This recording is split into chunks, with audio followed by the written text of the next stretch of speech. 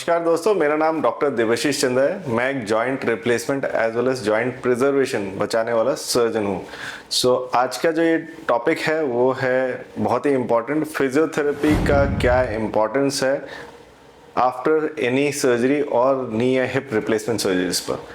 बहुत सारे पेशेंट्स इस सवाल को मुझे पूछते हैं और कंफ्यूज होते हैं और बहुत सारे जगह पे कंफ्यूजिंग चीज़ें लिखी हुई हैं। इसके ऊपर एक डिटेल वीडियो मैंने ये बनाया ताकि आपका कंफ्यूजन कम्प्लीटली हमेशा के लिए दूर हो जाए। बिफोर स्टार्टिंग दिस वीडियो मैं आप लोगों को बोलना चाहता हूँ, please if you like this video please do like and share और मेरे चैनल को ज़रूर सब्सक्राइब करें। नी एंड हिप रिप्लेसमेंट से रिलेटेड बहुत सारे कन्फ्यूजन है जिनमें फिजियोथेरेपी एक बहुत बड़ा कन्फ्यूजन क्रिएट करता है। कुछ जगह ऐसे एड्स आते हैं कि आप सर्जरी कराएं मगर आपको सर्जरी के बाद किसी तरह की कोई फिजियोथेरेपी कराने की ज़रूरत नहीं है। कुछ जगहों पे कहते हैं कि एक्सरसाइज फिजियोथेरेपी बहुत करनी है। कुछ जगह पे फिजियोथेरेपी के दो मीनिंग है, आइदर हमें एक्सरसाइजेस करनी चाहिए या फिजियोथेरेपी मशीन से कोई फिजियोथेरेपी की ज़रूरत है। दोस्तों, सबसे पहले मैं समझाता हूँ, physiotherapy doesn't mean machine related therapies, it is also a very important tool कि हम एक्सरसाइजेस को भी फिजियोथेरेपी में काउंट करते हैं। फिजियोथेरेपी क्यों ज़रूरी है, मैं आपको एक स्मॉल सा एग्जांपल देता हूँ। नी और हिप रिप्लेसमेंट के बाद क्या आप अपनी 100% एक्टिव लाइफ पे वापस जा पाएँ? क्या आप घुटने मोड़ के नीचे ज़मीन पे बैठ पाते हैं? क्या आप इंडियन टॉयलेट यूज़ कर पाते हैं? क्या आप नीचे लो फ्लोर एक्टिविटीज़ को कर पाते हैं? सीढ़ी चढ़ना उतरना अच्छे से कर पाते हैं? High level of sporting activities जैसे जॉगिंग हो गई, माउंटेन क्लाइंबिंग हो गई, स्विमिंग हो गई, क्या आप इन सबको कर पाते हैं? अगर आप हिप या नी रिप्लेसमेंट के बाद फिजियोथेरेपी एक्सरसाइजेस करें, नॉट ओनली बाद में प्री हैब भी एक और चीज़ है, मैं सारी चीज़ें डिटेल में बताऊंगा। अगर आपने एक्सरसाइजेस की है तो ये सारी एक्टिविटीज़ को आप अच्छे से कर पाओगे और इनके साथ बेटर रिजल्ट, बढ़िया रिजल्ट निकाल सकते हो। बहुत सारे लोगों को ये कन्फ्यूजन है कि क्या हमें इसमें एक्सरसाइजेस को करने की ज़रूरत है कि नहीं है। दोस्तों, प्रीहैबिलिटेशन बोल के एक वर्ड है जिसका मतलब है बिफोर सर्जरी हम लोग अपनी एक्सरसाइज करके मसल्स को स्ट्रॉन्ग करें और जाने की एक्सरसाइज करने से क्या फ़ायदा होने वाला है। मैं आपको ये बताना चाहता हूँ, मेरे लास्ट 20 साल के करियर में मैंने ये रियलाइज़ किया है कि अगर मैंने एक्सरसाइज पेशेंट को बिफोर हैंड सर्जरी से पहले सिखा दी है, मतलब प्रीहैबिलिटेशन में सिखाई है, तो उनके रिजल्ट्स बहुत सिग्निफिकेंटली वेरी करते हैं। एक तो मसल टोनिंग बहुत अच्छी हो जाती है। सेकंड, अगर आपने एक्सरसाइजेस की है तो बोन स्ट्रेंथ भी काफ़ी बढ़ जाती है वेटिंग पीरियड में। थर्ड, आपको वही exercises, set of exercises before and after surgery करनी है। तो अगर आप पहले सीख गए हैं तो आप सही तरीके से पोस्ट सर्जरी में सीखने लग जाते हो, करने लग जाते हो, जिसके कारण रिहैबिलिटेशन फास्टर होता है। रिहैबिलिटेशन फास्टर का मतलब है कि आपने सेम डे पे सर्जरी करके आप खड़े होते हैं, जैसे एक हिप या एक नी या both hip both knee replacement के बाद सेम इवनिंग में पेशेंट स्टैंड कर सकते हैं, अगले दिन वॉकिंग करना शुरू कर देते हैं। वॉकर का सपोर्ट कम से कम हो जाता है, मतलब कि आपको वॉकर की ज़रूरत नहीं है बैलेंस बनाने के लिए, क्योंकि आपकी ऑलरेडी मसल टोन है बैलेंस करने के लिए। ठीक है, इसके बाद आपका walker to stick and stick to no stick conversion faster हो जाएगा। बहुत लोगों को ये कन्वर्शन करने में ज़्यादा टाइम लग जाता है। ठीक है, अगर आप रिहैबिलिटेशन टाइम को कट डाउन करना, मतलब अपना फास्टर रिकवरी चाहते हैं, तो एक्सरसाइजेस पे फोकस करें before surgery. Second, immediately after surgery आप अपने नॉर्मल एक्टिविटीज़ में 10 से 15 दिन पे, मतलब आप जो काम पहले सर्जरी से कर रहे थे, 15 दिन के अंदर टाँके निकलने के टाइम के अंदर अंदर आप सारे काम पे वापस जा सकते हैं।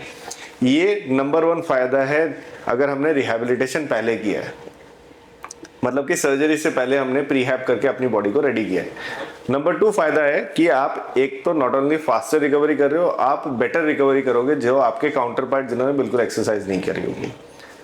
थर्डली, बहुत इंपॉर्टेंट चीज़ है कि मैं हायर लेवल ऑफ एक्टिविटीज़, मतलब squatting, cross leg, kneeling, running, jogging, swimming, hiking, even आप स्पोर्टिंग एक्टिविटी बताइए जो नहीं कर सकते, सारी एक्टिविटीज़ आप आफ्टर सर्जरी कर पाएंगे अगर आपने रिहैबिलिटेशन बहुत अच्छा किया है। ठीक है, बहुत लोगों का ये कन्फ्यूजन होता है कि भाई हमारे यहाँ तो सर्जरी जो है, सर्जरी बहुत अच्छे सर्जन ने की है, हमारे यहाँ रोबोटिक सर्जरी हुई है, हमारे कंप्यूटर नेविगेशन से सर्जरी हुई है। देखिए, मुझे ऐसा मेरा मानना है कि सर्जरी सक्सेसफुल करने के लिए 3 लोगों की बहुत इंपॉर्टेंट होती है। एक अच्छा सर्जन, दूसरा है अच्छा physiotherapist train, third patient motivated. Patient motivation और फिजियोथेरेपी रिहैब सर्जन के हाथ में नहीं होता है। अगर पेशेंट मोटिवेटेड कैसे होगा, जब आप रिहैबिलिटेशन करोगे, मतलब सर्जरी से पहले प्रिपेयर करोगे। जैसे एग्जाम से पहले हम पढ़ के जाते हैं, बिना पढ़े ही गए और भगवान के भरोसे पास हो गए तो अलग बात है, मगर अगर आप 100% रिजल्ट चाहते हो तो एग्जाम से पहले पढ़ के जाओगे। तो रिहैबिलिटेशन वैसी ही चीज़ है कि आपको एक्सरसाइजेस को पहले से सीखना है और सीख के आप करना शुरू करेंगे और आप बेटर रिजल्ट्स कर पाएंगे। सो नंबर 1 है इसकी फास्टर रिहैबिलिटेशन होगी, फास्टर रिकवरी होगी, सारी चीज़ें बेटर कर पा रहे होंगे, बैलेंस बेटर बना पाओगे। थर्ड, आप extreme activities, higher level of sporting activities, बहुत सारी जिमिंग एक्टिविटीज़ आप कर पाओगे जो दूसरे लोग नहीं कर पा सकते। तीसरे के बाद चौथा इंपॉर्टेंट फिजियोथेरेपी का रोल, एक्सरसाइजेस का रोल ये है कि अगर आप 2-3 महीने before and after surgery exercises कर रहे हो तो देयर इज अ पॉसिबिलिटी कि आप लाइफ लॉन्ग उस एक्सरसाइजेस को करते रहो। सो लाइफ लॉन्ग एक्सरसाइज करना हेल्दी हैबिट्स है। मुझे लगता है कि पेशेंट्स के बाद एक ही मौका मिलता है लाइफ में, एक बार की सर्जरी कराई और मैं हेल्दी हो जाऊं। सो आपको जान के अचंभा होगा, करीब करीब 30 से 40% पेशेंट मेरे ऐसे हैं जो लाइफ लॉन्ग एक्सरसाइज और हेल्दी एक्टिविटीज़ में लगे रहते हैं आफ्टर सर्जरी। और उनका ये मानना है कि अगर ये सर्जरी से पहले हमने फोर्स करके उन्हें एक्सरसाइजेस नहीं सिखाई होती तो शायद वो एक हेल्दी लाइफस्टाइल पे नहीं आते। जैसे कि किसी का वेट 110 किलो सर्जरी से पहले था, सर्जरी से पहले एक्सरसाइजेस करके उन्होंने 10 किलो वेट किया कम, उसके बाद सर्जरी के बाद वॉकिंग एक्सरसाइजेस करके 30-40 किलो वेट कम कर लिया। सो क्यों हुई ना डबल फायदे की बात। तो अगर आपको अपनी बॉडी को फिट रखना है, हम सर्जरी नहीं या हिप रिप्लेसमेंट करते क्यों है, वो है modification of our old lifestyle की, जिसमें सिडेंट्री हो गए, चल नहीं पा रहे हैं, दर्द के कारण काम नहीं कर पा रहे हैं, हम अपने आप को एक्टिव बनाना चाहते हैं। एक्टिव के साथ अगर हम स्पोर्टिंग एक्टिविटीज तक पहुंच सकते हैं तो डेफिनेटली हाँ। अब बहुत सारे लोग इस पे बहुत सारे कमेंट देते हैं, मुझे लगता है कि देखो ऑर्थोपेडिक में ना 100% कभी नहीं मिलता है, मगर नियर 100% लेने के लिए मेरे एफर्ट जो है वो 110, 20, 30% होने चाहिए कि 100% के पास तक रिजल्ट्स मिल सके। सो हाँ, आज के दिन पे इवन 100% रिजल्ट अचीव करना पॉसिबल है अगर आप एक्सरसाइजेस अच्छे से कर रहे हो। मुझे लगता है कि मेरे दिमाग में कोई डाउट नहीं है कि फिजियोथेरेपी एक्सरसाइजेस का क्या रोल है। मैं अपने दोस्तों को बोलता हूँ, हमारी टीम में ऑर्थोपेडिक सर्जन की 4 से 5 लोगों की टीम है, मगर हमारे साथ 40 से 42 फिजियोथेरेपिस्ट एसोसिएटेड है।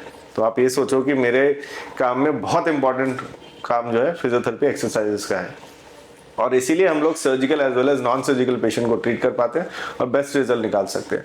अगर आपको बेस्ट रिजल्ट चाहिए तो definitely preparation, before surgery exercise का रोल है, पोस्ट सर्जरी बहुत एक्सरसाइज का रोल है, और इससे आपके स्टे, हॉस्पिटल स्टे, रिकवरी सब कुछ फास्ट होने वाली है, जिससे आप प्रोडक्टिव लाइफ पे वापस जल्दी जा पाओगे और एक बेहतर प्रोडक्टिव और गुड क्वालिटी लाइफ जी पाओगे।